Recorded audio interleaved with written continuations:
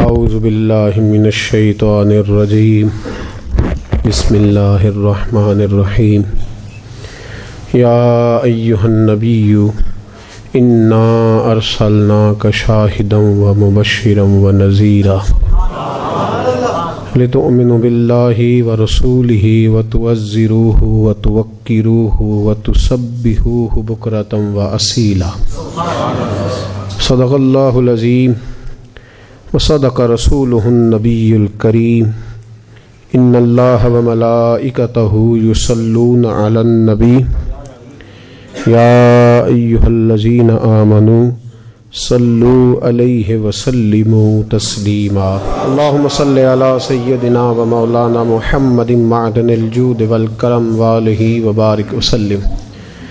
تمام تعریفیں اللہ تعالیٰ جل جلالہ کے لیے، ہر قسم کے درود و سلام نبی محترم شفیع محتشم آقا کل ختم رسول دانائے سبل احمد مجتبیٰ جناب حضرت محمد مصطفیٰ صلی اللہ تعالیٰ علیہ وسلم کی ذات والا صفات کے لیے حمد و صلات کے بعد اللہ تبارک و تعالیٰ نے قرآن مجید فرقان حمید میں جو مسلمان کے ایمان کی ترتیب بیان فرمائی ہے، وہ ترتیب یہ ہے کہ پہلے اللہ رسول پہ ایمان لاؤ اور اس کے فوراً بعد میرے نبی کی تعظیم کرو، اس کے بعد اچھے عمل کرنا، اس کے بعد تسبیح، تہلیل، عبادات، یہ ترتیب قرآن پاک کی ہے۔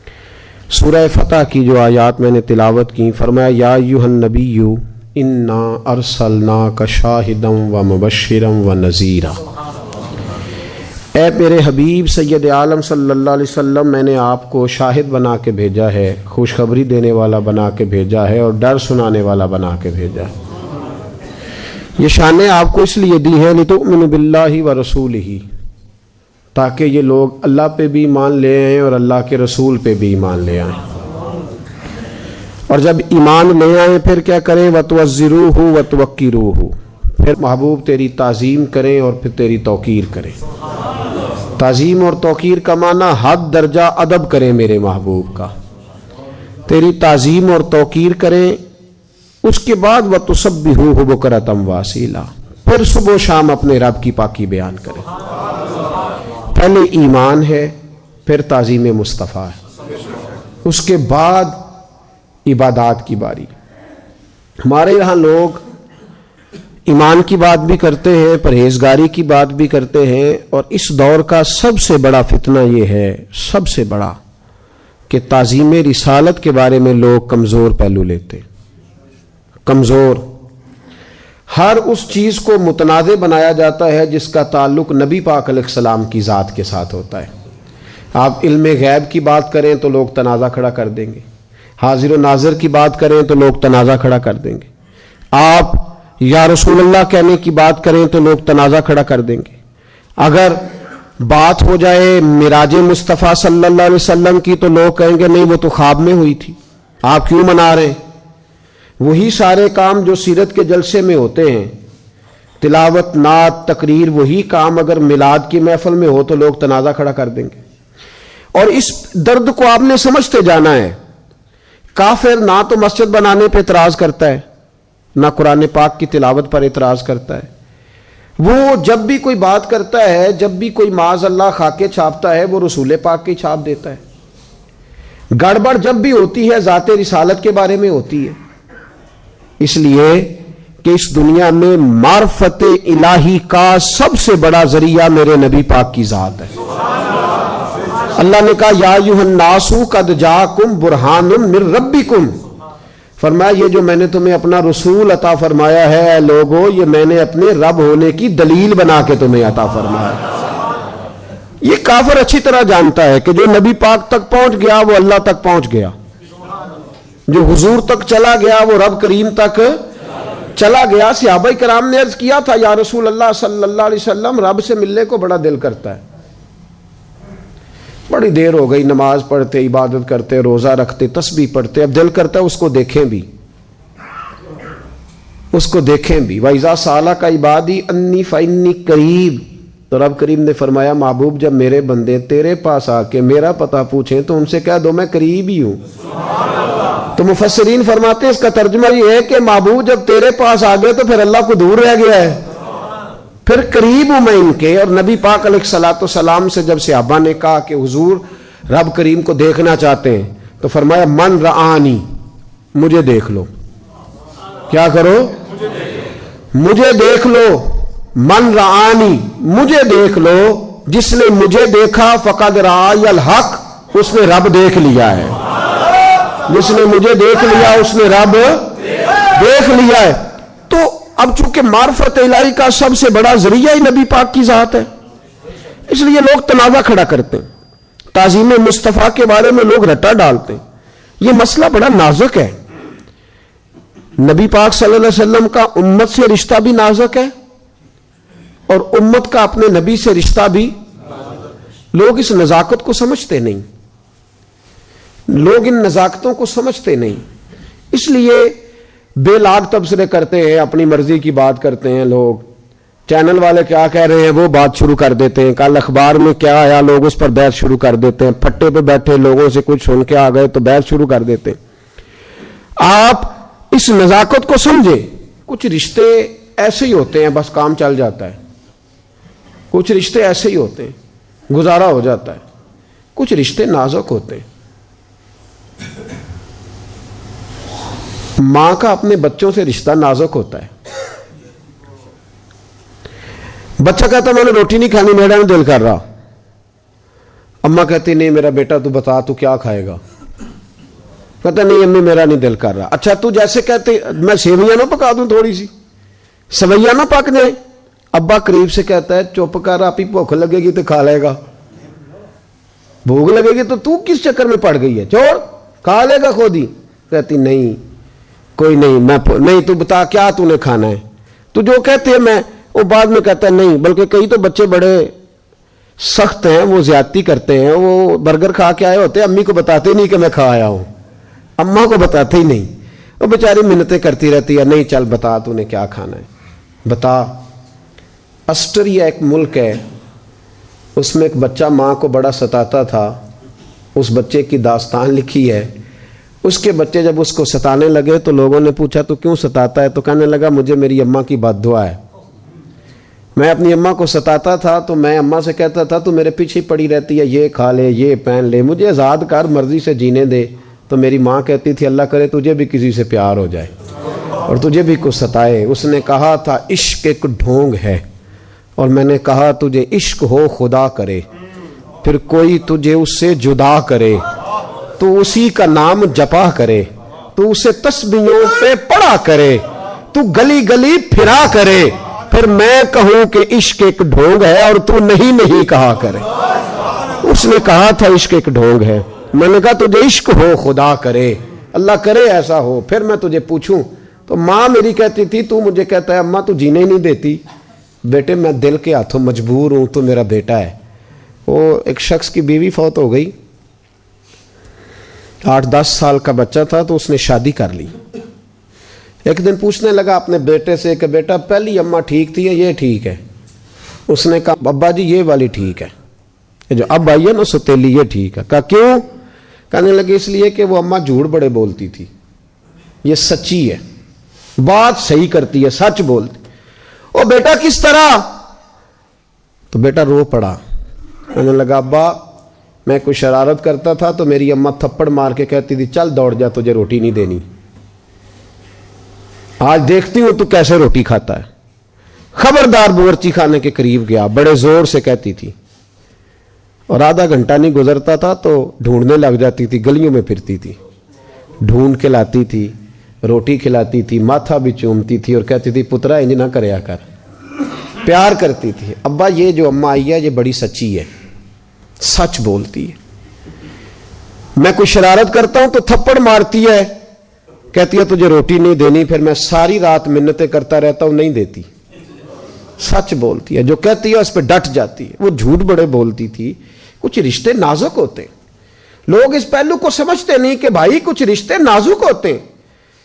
نبی پاک کا اپنی امت کے ساتھ رشتہ بڑا نازک ہے، امت کا نبی پاک کے ساتھ رشتہ بڑا، اس رشتے کی نزاکت پڑھو نا صحیح بخاری، اللہ کے حبیب علیہ الصلوۃ والسلام نے فرمایا میرا دل کرتا ہے نماز لمبی پڑھاؤں.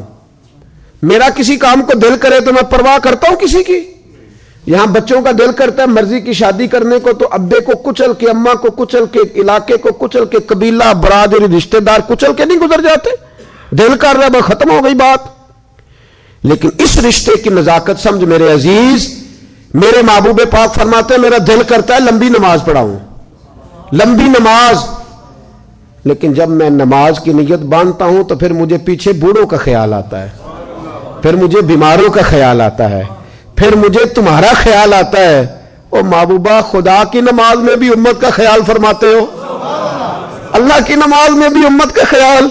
گویا حضور فرما رہے ہیں تمہیں کیا پتا میرا تم سے رشتہ ہی بڑا نازک ہے. اس رشتے میں نزاکت دیکھیں نا.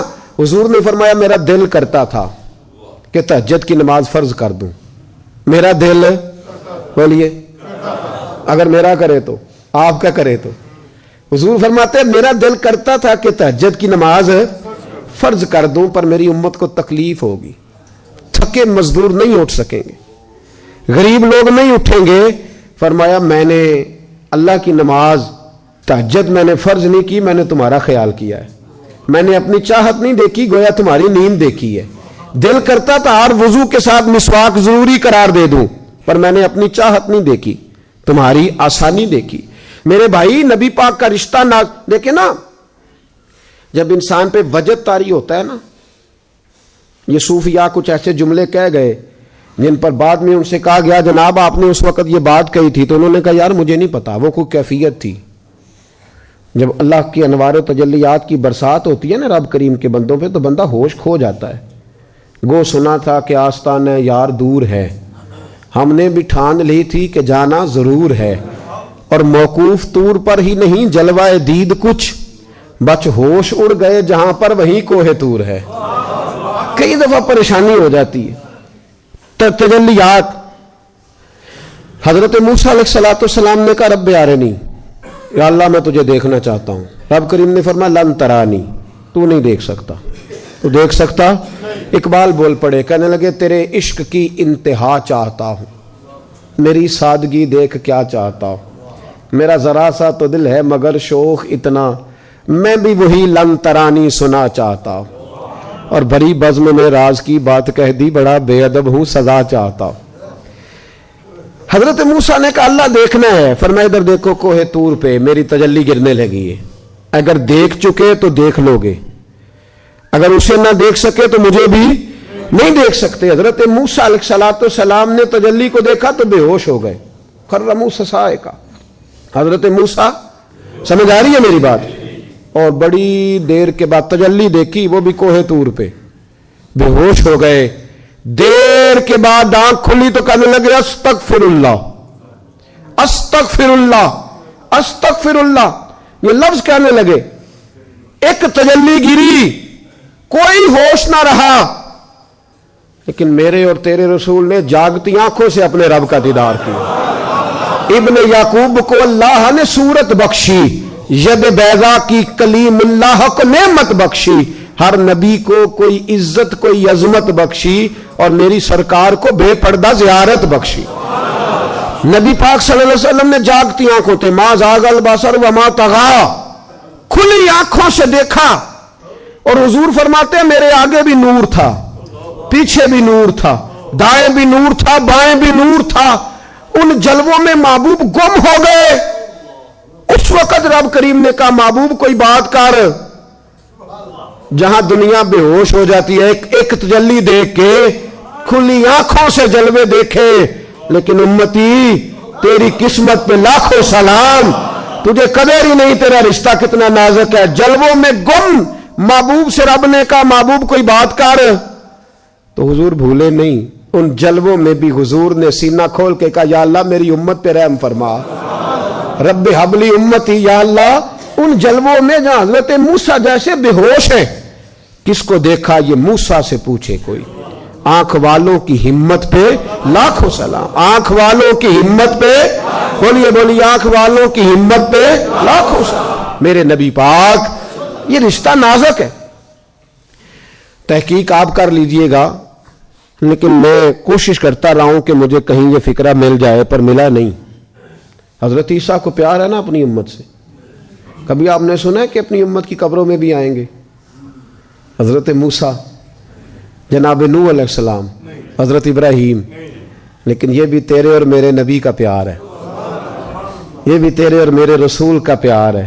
یہ تیرے پیار کرنے والے تجھے چھوڑ آئیں گے، جڑے کہندے سی مران گے نال تیرے، آج انہاں بھی باریاں ماریاں نہیں۔ وہ باریاں کیڑیاں ہوندیاں؟ وہ جب سلیٹیں رکھتے ہیں نا اس طرح کر کے سلیٹیں، تو اس کے اندر چھوٹا چھوٹا سوراخ رہ جاتا ہے تو اس پہ روڑے رکھتے ہیں، اس کو شاعر نے باریاں کہا ہے۔ جڑے کہندے سی مران گے نال تیرے، اج انہاں بھی باریاں ماریاں نہیں۔ جڑے ترس دے سن دید نو دنے راتی، اج انہاں بھی بازیاں ہاریاں نہیں۔ جدوں خزان باغ وچ وال کھولے، پنچھی اڈ گئے مار اڈاریاں نہیں۔ کسے چلی دی ذرا نہ پیش چلی، باوا موت نے جدوں کھلاریاں نہیں۔ محمد بوٹیا جھوٹا ہی جگ سارا، سچیاں مدینے والے دیا یاریاں۔ جھوٹا ہی جگ سارا، سچیاں مدینے والے دیا۔ میرے محبوب پاک سارے تجھے چھوڑ کے آ گئے، چھوڑ کے آ گئے، اور قبر میں جیسے ہی تیری آنکھ کھلی سامنے حضور کے جلوے نظر آنے لگے سامنے۔ اور میرے نبی پاک علیہ السلام نے فرمایا، البدایہ والنہایہ میں موجود ہے، فرمایا میرا ظاہری طور پہ تمہارے بیچ رہنا بھی تمہارے لیے بہتر، اور میرا قبر میں جانا بھی تمہارے لیے بہتر۔ یا رسول اللہ یہاں رہنا تو سمجھ میں آتا ہے، وہاں بھی بتا دے۔ کبھی کسی ضعیف روایت میں بھی نہیں پڑھا کہ اماں قبر میں جا کے بچوں کے لیے دعا کرے گی، نہیں پڑھا۔ لیکن میرے نبی پاک علیہ السلام نے فرمایا میرا جانا اس لیے بہتر ہے کہ میں جب قبر میں پہنچوں گا نا تو تمہارے اعمال مجھ پر پیش ہوں گے، اگر اچھے ہوں گے تو میں سجدہ شکر ادا کروں گا، اور اگر مجھے پتا چلا کہ قبر میں کہ فلاں کے اعمال غلط ہیں تو فرمایا میں قبر میں بھی اس کی بخشش کی دعائیں مانگوں گا۔ اتنا نازک رشتہ، اتنا نازک رشتہ نبی پاک کا امت کے ساتھ۔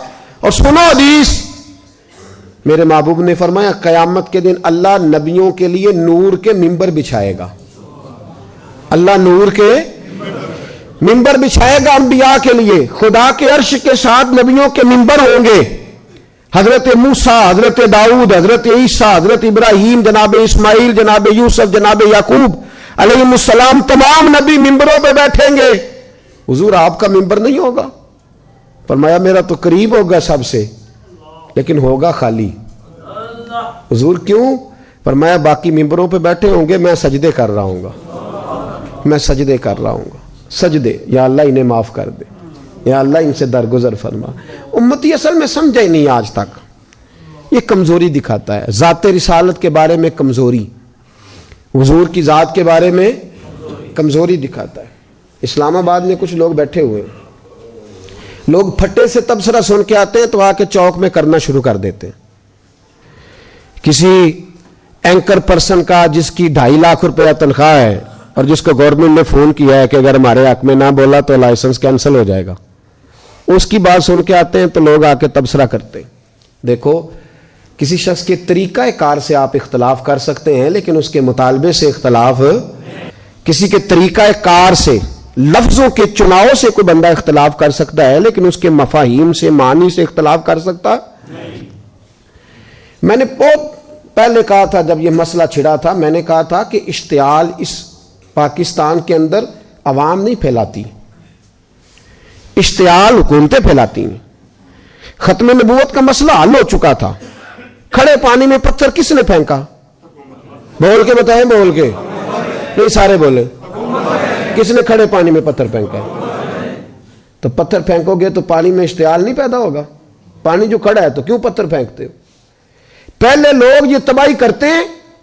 میں لاہور تھا 2-4 دن پہلے، وہاں بھی مجھ سے سوال ہوا۔ پچھلے ہفتے میں کراچی 2 دن کے لیے گیا تو وہاں بھی کچھ لوگوں نے مجھ سے یہ سوالات کیے، کہنے لگے جی کیوں؟ جب مسئلہ حل ہو گیا تو میں نے ایک نوجوان سے میں نے کہا ایک آدمی تیرے گھر کے اندر گھس کے، اگر تیرے گھر کے اندر گھس کے 1 لاکھ روپیہ چرا کے لے آئے اور جب شور اٹھے تو وہ کوئی غلطی ہو گئی تھی، رکھ تو دیے دوبارہ پیسے واپس، تو اس کو معافی دے دینی چاہیے نا؟ تو دے دینی، چپ جو کر گئے ہو، کیا خیال ہے آپ کا؟ مل جائے گی معافی؟ تو انہیں رکھتے چھڑے نہیں پیسے ہوتے. کہہ بھی رہا ہے غلطی ہو گئی. لڑائی کس بات کی؟ جرم. ہاں کیسی بات؟ جرم. دیکھیں نا میرے رسول کریم سید عالم نور مجسم صلی اللہ علیہ وسلم کے سامنے آ کے صحابی نے کہا حضرت اسامہ بن زید نے حضور فلانے قبیلے کی عورت نے چوری کی, آپ نے ہاتھ کاٹنے کا حکم دیا ہے. حضور نیا نیا انہوں نے کلمہ پڑھا تو مہربانی کریں سزا نہ دے, آپ تھوڑی موخر کر دیں سزا, حالات صحیح نہیں ہے, اب سزا موخر کر دیں, وہ غلطی مان رہے. تو نبی پاک صلی اللہ تعالی علیہ وسلم کے بڑے محبوب تھے حضرت اسامہ بن زید. حضور نے فرمایا اسامہ چپ کر جا, سزا بڑی ضروری ہے, اسے ملے گی. کہ حضور وہ میری سفارش ڈال رہے. فرمایا چپ کر, تو اس کی بات کرتا ہے, اگر میری بیٹی فاطمہ بنت محمد بھی چوری کرتی تو میں ہاتھ کاٹ دیتا. اور اگر فاطمہ کے لیے سزا موجود ہے, یہ دلیل دی میرے رسول پاک نے صلی اللہ.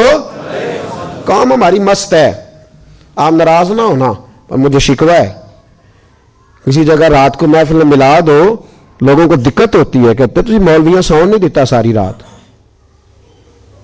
لوگ اعتراض کرتے. میلاد کا جلوس نکلے تو غریب آدمی جاتا ہے جلوس میں, امیر تو جاتے ہی نہیں. لیکن کل الیکشن آ جائے, سب سے بڑا چودھری سب سے آگے ہوگا جلوس میں, سب سے بڑا زمیندار جاگیردار سب سے آگے ہو کے نعرے لگائے گا. اور شکوہ ہے مجھے آپ لوگوں سے, آپ لوگ سیاسی جلسوں میں جاتے ہیں, آپ فوٹویں کھچاتے, آپ پیسے جیبوں سے خرچ کرتے, جھوٹوں کے نعرے لگاتے ہیں, جھوٹوں کے جو تمہیں لوٹتے ہیں, تمہارا کھا جاتے ہیں, جو ظلم کرتے ہیں, غریب پر زیادتی کرتے ہیں, جھوٹوں کے نعرے لگاتے ہو. میلاد تو تم نے غریبوں کو دے دیا ہے. یہ جلوس تو طالب علم مرید ہمارے جو بیچارے ہماری بات مانتے ہیں, یہ تو غریبوں کے کھاتے رہ گیا ہے.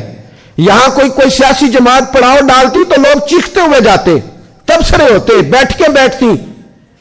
او اللہ سے ڈرو, یہ دیکھو وہ کیا رہے ہیں, کون سا عہدہ تم سے مانگ رہے ہیں, یہی کہہ رہے ہیں کہ وہ مجرم سامنے لاؤ جنہوں نے میرے نبی پاک کی شان میں یہ بات کی ہے. تو یہ غلط بات ہے.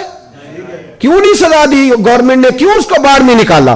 اور میں دلیل دیتا ہوں, ایک آدمی نے کراچی کے ایک لیڈر میں پاکستان مرد آباد کہا تھا, اس کا کھاتا مٹ نہیں گیا؟ بولے میں کراچی میں گاڑی کے شیشے کھول کے دیکھتا رہا ہوں کہ ہر دیوار پہ اس کا نام لکھا ہوتا تھا. آج کدھر گیا؟ کیا کہا اس نے؟ پاکستان مرد آباد, یہی کہا نا اس نے. بولے نا یار, تو سزا ہوئی کہ نہیں؟ اس کا پتہ کٹا کہ نہیں ملک سے؟ تو جو پاکستان زندہ باد نہ کہے, اگر اس کا پتہ کٹ جاتا ہے تو جو تاجدار ختم نبوت زندہ باد نہ کہے, اس پر کیوں نہیں فتویٰ لگایا جاتا؟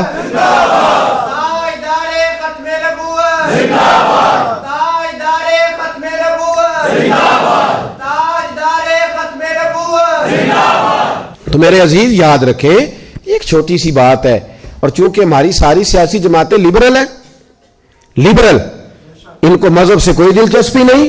ہاں میں صحیح بات کہہ رہا ہوں. اور جو دین کے نام پر, اسلام کے نام پر ووٹ لے کے وہاں بیٹھتے, ووٹ اسلام کے نام پہ لیتے ہیں, اور پھر 2-4 ایم این اے بن جائیں تو پھر یہ لوگ بیچتے ہیں اپنے ایم این اے کو, پھر حکومت سے وزارتیں لیتے ہیں. تم مذہب کے نام پہ آئے ہو, تو جن کو تم نے الیکشن میں گالیاں دی تھی ان کے تم سپورٹر کیسے بن گئے؟ مذہب کے نام پر تمہارا پھر مدعا صرف 2-4 وزارتیں, اس سے باہر آئے. میں نے الیکشن نہیں لڑنا, لیکن غلط بات پہ چپ رہنا بھی جرم ہوتا ہے. اس لیے بالکل کوئی اوچھا ہتھ کنڈا حکومت استعمال نہ کرے, بالکل نہ استعمال کرے. اگر ہم ان کے ساتھ شریک نہیں ہوئے وہاں جا کے, اس کا مطلب نہیں ہم ان کے ساتھ نہیں. یا یاد رکھیں, یہاں جو ایجنسیوں کے لوگ آتے ہیں, بات نوٹ کر لیں, میری بات نوٹ کر لیں, ان کو کوئی آدمی بے سہارا نہ سمجھے, کوئی نہ سمجھے کہ ان کے خلاف کوئی سخت بات ہوگی تو ہم چپ رہیں گے. ہمیں تقریریں بھی کرنی آتی ہے تو جانیں بھی دینے آتی ہیں. ہمیں آزمایا ہوا ہے لوگوں نے بڑی دفعہ, ہمیں سارے کام آتے ہیں, سارے. ہم نے تو کبھی پسند ہی نہیں کیا روڈ بلاک کرنا, ہمارا تو شیوا ہی نہیں. پر اگر تم ہمیں چھیڑو گے تو پھر یہ نہ سمجھنا کہ ان لوگوں کو آتا کچھ نہیں. اور ہماری جماعت کو تو ہمیشہ گورنمنٹ نے مسئلہ ہے, کیونکہ ہمارے پاس ڈنڈا نہیں, ہمارے پاس بندوق نہیں. دہشت گردوں کی بات یہ 1 منٹ میں مانتے ہیں, گولی سے ڈرتے. وہاں تو بیٹھے ہوئے لوگوں کے پاس گلیل بھی کوئی نہیں, تو حکومت سمجھتی ہے کہ جس طرح مرضی چمٹے سے اٹھا کے پھینک دے گی. اور پھر وزیر داخلہ صاحب کہتے ہیں ہمیں کورٹ کا آرڈر ہے. کورٹ نے جب تمہیں نکالنے کا آرڈر کیا تھا تو تم ساری سڑکوں پہ چلائے تھے, اس وقت کیوں نہیں چپ کیے کہ کورٹ کا آرڈر تھا؟ یہ والا آرڈر زیادہ ضروری ہے کورٹ کا. یہ ختم نبوت کا مسئلہ ہے، یہ رسول اللہ کی عزت کا مسئلہ ہے۔ ہم اگر یہاں بیٹھے ہیں یا وہاں بیٹھے ہیں یا کوئی کراچی میں بیٹھا ہے، لیکن جب تاجدار ختم نبوت کا نعرہ لگے گا تو تم ہمیں ایک جان پاؤ گے، ایک کونے میں پاؤ گے، ہمیں ایک میدان میں کھڑے ہوئے پاؤ گے انشاءاللہ تعالی۔ ہمیں آتا ہے، سارے کام ہمیں آتے، اور ہم بڑے باریک بین لوگ ہیں، ہم ہر چیز کو اس کی گہرائی تک سمجھنے کے۔ میں نے کہا کہ کسی کے طریقہ کار سے اختلاف کر سکتے ہیں، کسی کے سٹائل سے اختلاف کیا جا سکتا ہے، لیکن مطالبے سے اختلاف بالکل نہیں کیا جا سکتا۔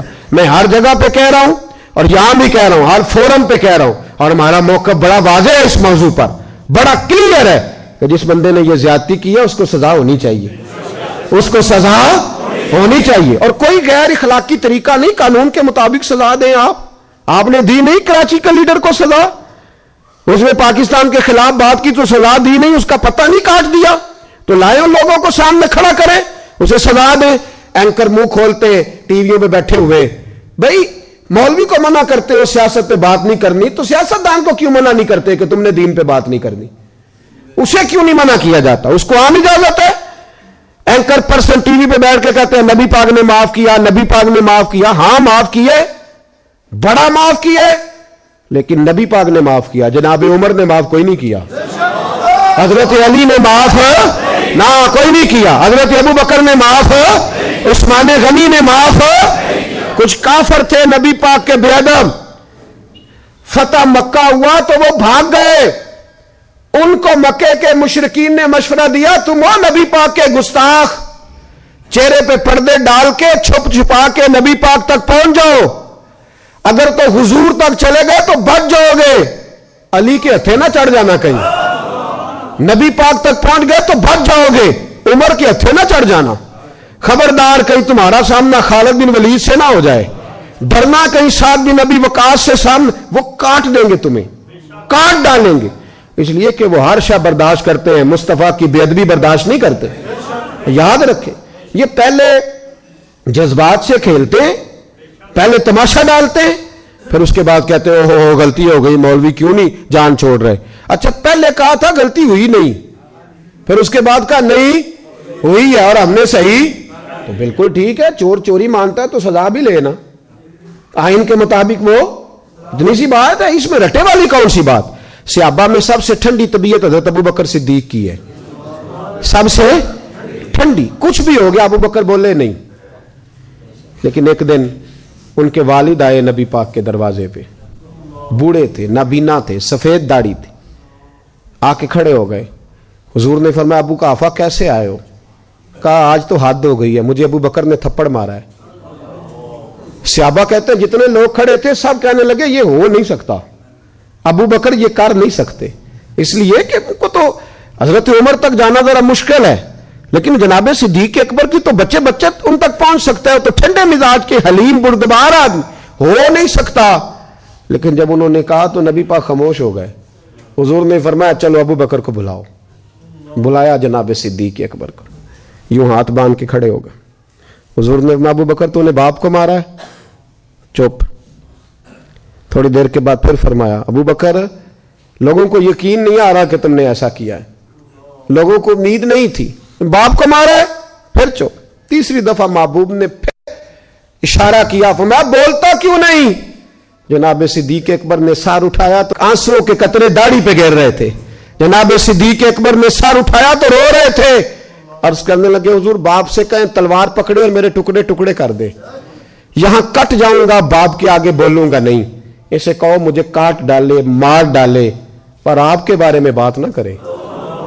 حضور آج اس نے آپ کے بارے میں بات کی ہے، آپ کے بارے میں، حلیمیہ اپنی جگہ پر میرا عشق بڑا غیرت مند ہے۔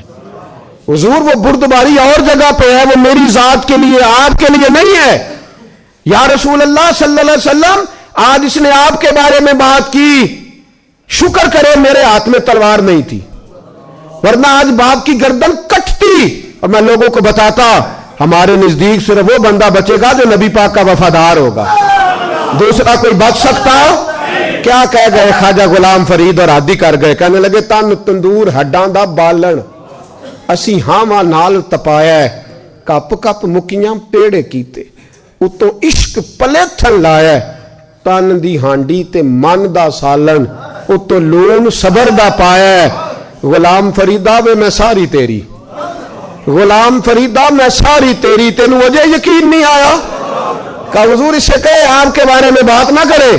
اور ایک بات تو مجھے کبھی بھولتی نہیں زندگی میں, کبھی نہیں بھولتی. امیر ملت بانی پاکستان پیر سید جماعت علی شاہ صاحب امیر ملت رحمت اللہ تعالی علیہ ارشاد فرماتے کہ جب تحریک پاکستان چل رہی تھی نا تو ہم تقریریں کرتے تھے کہ پاکستان میں نبی پاک کا نظام آئے گا.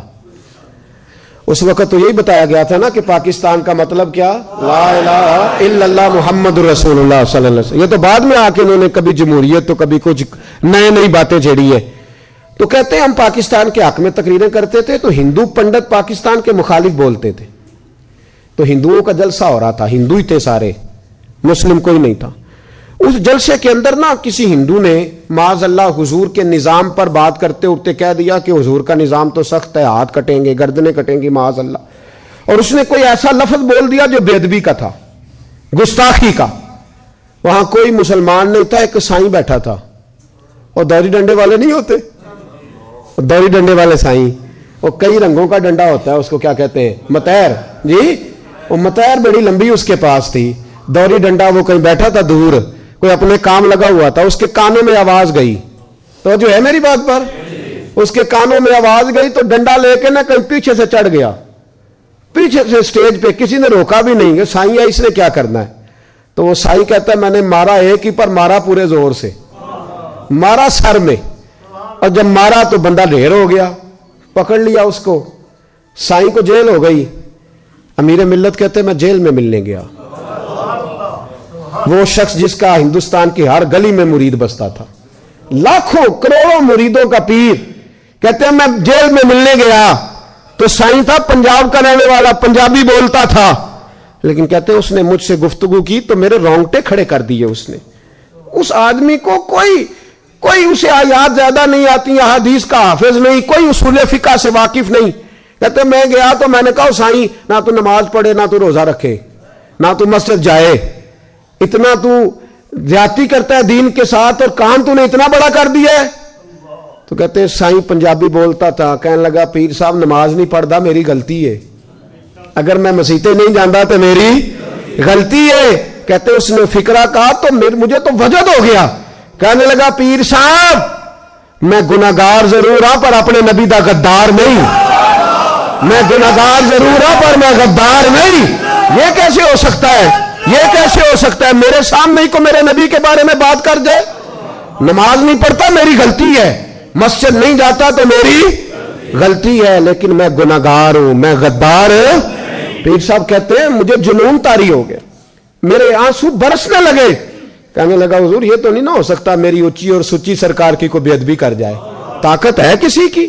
یہ وہ جنون ہے جس سے کافر ڈرتا ہے, یہ وہ جنون ہے جس سے کافر ڈرتا ہے اور پیچھے رہتا ہے. اس لیے نبی پاک کے ساتھ ہمارا رشتہ نازک ہے, اس رشتے کو کوئی چھیڑنے کی کوشش نہ اس کو چھیڑنے کی کوشش نہ کرے. میں نے پہلے بھی کہا تھا تم نے بڑے بڑے ظلم کیے, بڑی تم نے زیادتیاں کری, بڑا لوٹا, اور یہ سارے ایک ہی لوگ ہیں, کبھی اس پارٹی میں کبھی اس پارٹی میں, چہرے بدلتے ہیں, ان کے کریکٹر نہیں بدلتے. تم نے بڑا کچھ کیا, لیکن ہم نے تمہیں کبھی اس لیے کچھ نہیں کہا اللہ کو جواب دو گے, سمجھاتے رہے, تمہیں سمجھاتے رہے, لیکن اب تم اتنے بڑے ظالم ہو گئے ہو کہ رسول اللہ کی ذات پر بھی ہم نے شروع کر دیے. اور ان اینکروں کو کیا بتا دو ٹی وی پہ بیٹھے ہوئے, یہ مولوی صاحب کو پوچھتے ہیں کہ آپ نے پولیٹیکل سائنس میں ایم اے کیا ہوا ہے, آپ سیاسیات پہ بات کرنے آئے ہیں, آپ بیالوجی پہ بات کریں گے تو آپ ایم ایس سی ہیں, تم نے کون سا دین پڑھا ذرا بتاؤ تو صحیح, آؤ نا تم بھی اسپیشلسٹ بنو, پھر تمہیں اجازت دیں گے دین پر بات کرنے کی. ہر آدمی بولتا ہے تو کوئی نہ کوئی نئی کہانی سناتا ہے. بھائی میں شروع میں کہہ چکا کہ رائے کا اختلاف ہو سکتا ہے, لیکن مطالبے کا اختلاف ہے. مطالبہ 100% نہیں 110% صحیح ہے, 110%. ہمارا اپنے نبی سے رشتہ نازک ہے, اور جو عاشق ہوتے ہیں وہ نزاکت کو سمجھتے ہیں. کون جڑے اونج آکھن کے اسی ہیں صحیح عاشق, اسی اونج عاشق ہیں صحیح ہاں, اسی ہے صحیح عاشق, لیکن اگر آپ کہیں مسجد آ کے عاشق بنے, داڑھی رکھ کے بنے, تو وہ نہیں ہم سے بنا جاتا. ہیں صحیح عاشق, کس طرح کے عاشق ہو, جو عاشق ہوتا ہے نا وہ نزاکت جانتا ہے. میں نے کہا اماں جانتی ہے کہ اس کا بیٹے سے پیار کتنا ہے, دوسرے اس کا اندازہ کر سکتے ہیں. اور تھرمامیٹر بنا کون نہیں جس سے بندہ چیک کر لے, محبتیں چیک کرنے کا تھرمامیٹر ہی کوئی نہیں. نزاکت کو, ایک صحابی تھے جوان 12-14 سال عمر, عشق لگا سی کھیڑا کھیڑ دینوں, 12-14 سال عمر تو ہر وقت حضور کے پاس رہتے تھے. صحابہ کہتے ہیں ہم نے سوچا ہر وقت ہی رہتا ہے. ایک دن نبی پاک صلی اللہ علیہ وسلم نے کہا ان کو ذرا بتاؤں تو صحیح ہے مجھ سے پیار کتنا کرتا ہے. صحابہ کو تجربہ کرانے کے لیے حضور نے اس سے کہا مجھ سے پیار کرتے ہو؟ اس نے کہا بیبا آپ کو پتہ ہی ہے سارا. تو حضور نے فرمایا جاؤ اپنے باپ کی گردن کاٹ کے لاؤ. اس کی اوکھا جے بابا کام, ہاں اپنے باپ کی گردن کاٹ کے لاؤ. 12-14 سال عمر, چھلانگ لگائی. مسجد نبوی کے دروازے پر مولا علی شیر خدا کھڑے تھے, ان کی گردن میں تیر کمان تلوار تھی, کھینچی تلوار. اور جب دوڑے نا جذبات میں تو حضور نے فرمایا اسے پکڑ لاؤ, اس نے سچ مچ کاٹ کے لے آنی ہے, لے آؤ پکڑ کے. عاشق نزاکت جانتے ہیں. حضرت طلحہ بن برا بیمار ہو گئے, بیمار, دن میں 2 دفعہ میرے نبی تیمارداری کرنے جاتے تھے, 2 دفعہ. اللہ کرے وہ بیماری میں ہی آ جائے. چر ہویا مینو ترلے لیندیاں کدی موڑ میرے ول واگاں, خواب میری وچ ایک وار جہاں میں ساری عمر نہ جاگاں. نبی پاک صلی اللہ علیہ وسلم 2 دفعہ تیمارداری کرنے جاتے, 2 دفعہ دن, 2 دفعہ حضور پتہ لے. ایک دن حضور شام کو گئے, ان کا ماتھا چوما تو حضور کی آنکھوں میں آنسو آ گئے. پھر میرے حبیب پاک نے ان کے والد کو کونے میں بلایا, کوئی بات کہی, باپ بھی رونے لگے. حضور نے پھر پیار کیا, چلے گئے. حضرت طلحہ اپنے ابا جی سے کہنے لگے حضور کیا کہہ کے گئے؟ کہا بیٹے کچھ نہیں. کہا نہیں مجھے بتائیں. کچھ نہیں, رشتہ ہی بڑا نازک, نہیں بتائیں. تو باپ نے سر پہ ہاتھ رکھا, کہا حضور کہہ گئے ہیں تو آج شام کو فوت ہو جائے گا. اور جب حضور نے کہا جب اس کا انتقال ہو جائے تو مجھے خبر کرنا. والد کو چارپائی پہ بٹھا کے تو حضرت طلحہ نے ہاتھ پکڑ لیا. عشق تیاگ دومی ایک برابر, پر عشق دا سیک ودھیرا, اگ تے ساڑے ککھ تے کانے, عشق ساڑے تن میرا, او اگ دا دارو می تے پانی, مینوں کوئی دسے عشق دا دارو کیڑا, بلے شاہ اتھے کچھ نہیں بچدا جتھے عشق ہوراں دا ڈیرا.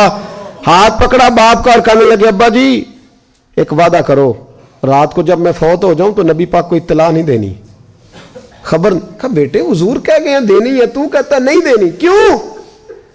عاشق نزاکت جانتے ہیں. اگرچہ 12-14 سال عمر تھی پر عشق پکا تھا نا, نزاکت سمجھتے تھے.